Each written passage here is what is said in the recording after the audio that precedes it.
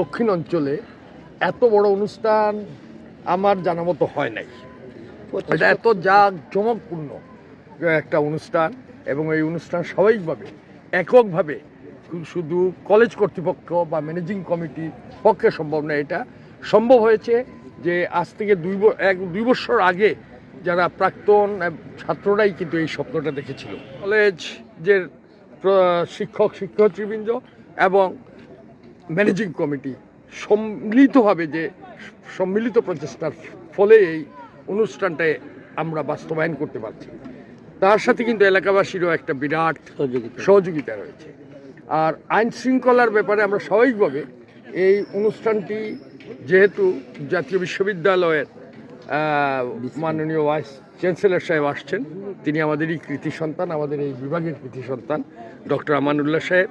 আমরা কলেজ যখন প্রথম করি, যখন এই ক্যাম্পাসটা এখানে ছিল না, ক্যাম্পাসটা ছিল একটি রাতগাঁও প্রাইমারি স্কুলের পাশে একটি খালি জায়গায় আমরা ঘর তৈরি করে, এটা বক্তব্যের মতো একটা ঘর ছিল। সেইখান থেকে যে আজকে এই পার্মানেন্ট ক্যাম্পাসে এসেছে এবং একটি পরিপূর্ণ একটি কলেজে রূপান্তরিত, একটি অনার্স কলেজে রূপান্তরিত হয়েছে।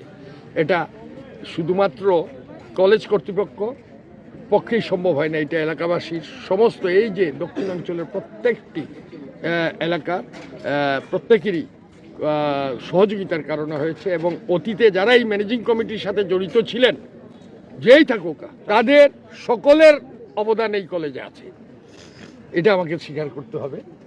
আমরা কেন শিক্ষা প্রতিষ্ঠান কোনো একক কোনো রাজনৈতিক দল বা একক দলের বা একক মতের নয়, এটা এই এলাকার, এই দক্ষিণ অঞ্চলের সমস্ত দল মত নির্বিশেষে সকল মানুষের প্রতিষ্ঠান এটা।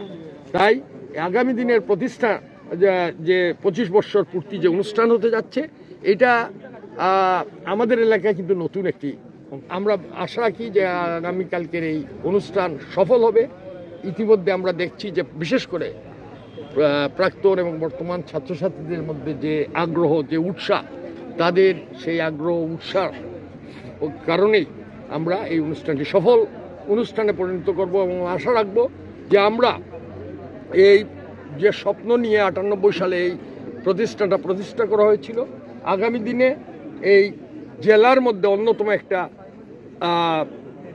একটা শিক্ষা প্রতিষ্ঠান হিসেবে রূপ লাভ করবে। আমাদের সকলের যেভাবে এই অনুষ্ঠান যেভাবে আমরা সফল করেছি, সেই কাজটিও আমরা সফল করতে পারব বলে আমি বিশ্বাস রাখি। আমরা এই অনুষ্ঠানকে ঘিরে আমাদের 2000 সালের ব্যাচের শিক্ষার্থী থেকে অদ্যাবধি 2024 সালের যারা উত্তীর্ণ হয়েছে সকল শিক্ষার্থীদের সম্মিলিতভাবে আমরা শিক্ষার্থী মিলে আমরা একটি রজত জয়ন্তী ও পুনর্মিলনী 2024 উদযাপন পরিষদ গঠন করেছি। এবং সেই পরিষদ আমাদের গভর্নিং বডি অনুমোদন দিয়েছে, আমাদেরকে সহযোগিতা দিয়েছে, উৎসাহ। আমাদের কলেজের রজত জয়ন্তী ও পুনর্মিলনী অনুষ্ঠানের কাজ প্রায় সম্পন্ন। এখন কলেজে আমাদের প্রাক্তন এবং বর্তমান স্টুডেন্টের আনাগোনা আমাদের খুব ভালো লাগছে।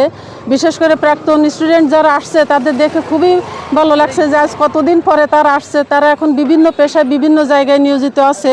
তারা যখন এসে আমাদের সামনে কথা বলে, এখন এটাই আমাদের ভালো লাগে। আসলে শিক্ষকতা জীবনের এটাই গর্ব যে আমাদের প্রাক্তন স্টুডেন্টরা তাদের স্ব পদে থেকে যখন এসে আমাদের সাথে দেখা করে, এটাই আমাদের খুব ভালো লাগছে। 1998 সালে প্রতিষ্ঠিত লংলা আধুনিক ডিগ্রি কলেজ 25 বছর পূর্তি করেছে। 25 বছর পূর্তি উপলক্ষে রজত জয়ন্তী ও পূর্ণমিলনী অনুষ্ঠান 18 জানুয়ারি শনিবার অনুষ্ঠিত হচ্ছে। এই অনুষ্ঠানকে সফল করতে কলেজের বর্তমান এবং প্রাক্তন শিক্ষার্থীরা অংশ নিচ্ছেন, রেজিস্ট্রেশন করেছেন, বিভিন্ন উপহার সামগ্রী পাবেন। কলেজের ইতিহাসে এটি একটি ঐতিহাসিক অনুষ্ঠান হতে যাচ্ছে, যা স্মৃতির পাশায় থাকবে। এই কলেজে আমি প্রাক্তন শিক্ষার্থী, এখান থেকেই এইচএসসি এবং ডিগ্রিতে আমি পড়াশোনা করেছি এবং পরবর্তীতে বর্তমানে গণমাধ্যমে যুক্ত রয়েছি।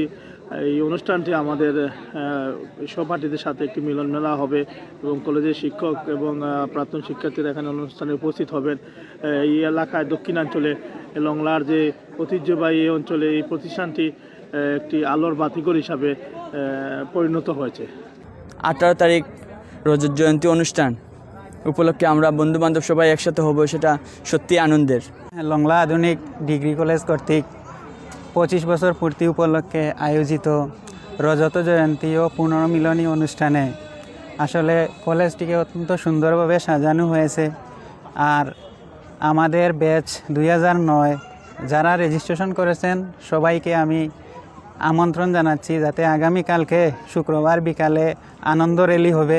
এই আনন্দ র্যালিতে যাতে সবাই অংশগ্রহণ করে এবং সবাই আনন্দ উপভোগ করতে পারে।